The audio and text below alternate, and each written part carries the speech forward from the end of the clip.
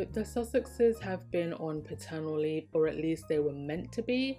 We know they're always working to some capacity, and because we like to actually create impact and not just show up in a new dress and read off a prompter like some people we know, Harry and Meghan are actually reaching out directly to political figures and directly asking them for action.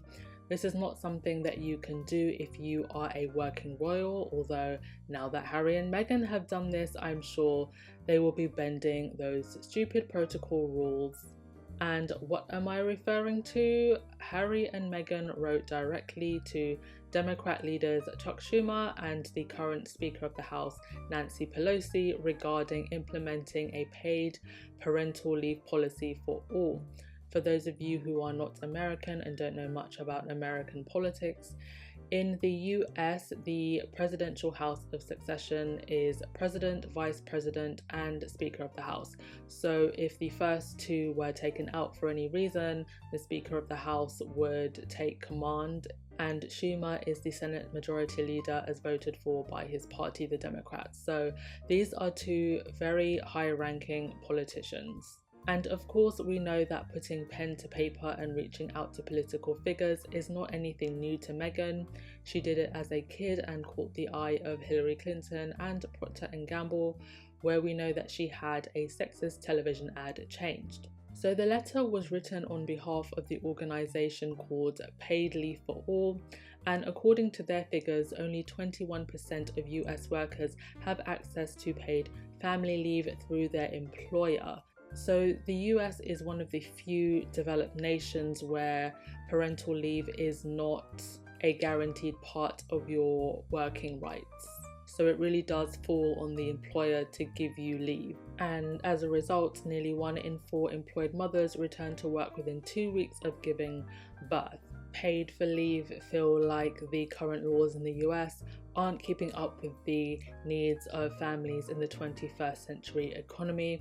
And I agree with this so much. I think it's so important that parental leave can be offered and also distributed between men and women, because it reduces the discrimination towards women in that it takes away the assumption that it is the woman who will take most of the time off after having a child. It could be that the woman wants to go back to work sooner or has a better paying or more demanding job than her partner, so he'll pick up the majority of the childcare, or maybe she does want to stay at home for a much longer period of time and look after her child.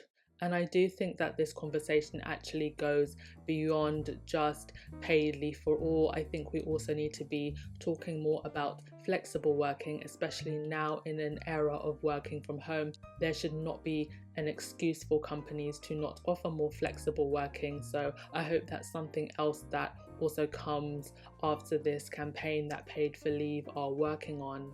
And as well as that, also making sure that if mothers or indeed fathers go out of the workforce for a elongated period of time to look after their child, that when they're ready to re-enter the workforce, they don't feel pushed out or lost. So I'm not going to read the whole letter. I'll post a link to it so you can read it all yourself, but I am going to touch upon what I think are the most important parts. So Meghan begins by saying, "I am not an elected official and I'm not a politician. I am, like many, an engaged citizen and parent." And that right there I think is so important and shows a great level of self-awareness on Meghan's part, because it's important for people to understand that you don't have to be in a position of political power, you don't have to be someone who's very wealthy to demand or direct change. We have given way too much power to politicians now, and we as citizens have forgotten our own power. And the letter also touches on the fact that helping families should not be a left-right, blue-red issue. It should be something that we all rally behind. And sadly, politicians on both sides of the aisle seem to be failing at this. And there's so much division nowadays that it's very difficult to even have a conversation on topics that should be politically neutral, as this topic should be. And in the letter, Meghan actually mentions the country of Estonia, where they offer over a year and a half of leave. But I believe there are similar policies in countries like Sweden, a lot of the Nordic nations, where they've been a little bit more ahead of the trends with these policies. So Meghan goes on in the letter to talk about how the pandemic exposed many inequalities and how working mothers were affected. She also talks about her working class upbringing. She talks about how she worked as a young girl at a frozen yogurt shop. I think most of us in the squad know about this. And I love that she included this because it shows that she's not forgotten her past and is coming from a place of authentic experience. She was not born into wealth. She knows what the average person has to go through. She states in her letter, "I started working at the local frozen yogurt shop at the age of 13. I waited tables, babysat, and piecemeal jobs together to cover odds and ends. I worked all my life and saved where I could, but even that was a luxury because usually it was about making ends meet and having enough to pay my rent and put gas in my car." So many people are going to be able to relate to this, especially since the start of the pandemic. But there was one part of the letter that really stood out to me and where I would like to add my own social commentary. Meghan says in the letter, "As it stands, we spend a fortune as a country paying into symptoms rather than causes." And this is so true. However, this goes beyond paid parental leave. In the last 18 months, we've seen one of the biggest wealth transfers of our modern era. I'm actually going to put some articles in the description box for you to read into this because it's quite phenomenal. The gap between the wealthy and the poor, the haves and the have-nots. This is also part of this problem. However, I don't think it's as simple as the whole tax the rich mantra that some people want to put on it. Our entire economic system is broken and needs to be restructured. And in the middle of all of this, we've got rising inflation, the cost of living is rising, and wages have stagnated. So you have to work for longer hours to afford a decent lifestyle. And so even if you'd like to stay at home and look after your child and be a stay-at-home mum or dad, you can't. I don't think you should have to work full-time to make a livable wage, or that both parents should have to work to afford a steady lifestyle. So another part of this equation, I think, is looking into our financial and economic systems that working class people are often oppressed by because the mega wealthy make the rules so they can win. And as usual, Meghan is not new to this, she is true to this.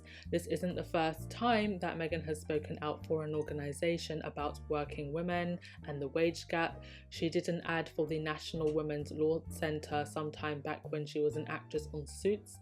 I'll put a link to that in the description box if you'd like to view it. And this is why things are so easy for Meghan, because she's been there, done that, and this is just a continuation of the work that was quite frankly disturbed and blocked when she entered the royal family, and now she and Harry can get to work and continue to create impact, and I'm sure this is something many people will get behind. Let me know what you think about that. I actually don't want kids, but I'm interested to hear from those of you who have children or who are planning on having children. Is this something you think about, and how do you feel that you'll handle working and looking after a child in today's economic climate? Don't forget to like, comment and subscribe. Wishing you a wonderful week, my lovelies. It's Friday tomorrow. Enjoy the rest of your day. See you soon. Ciao.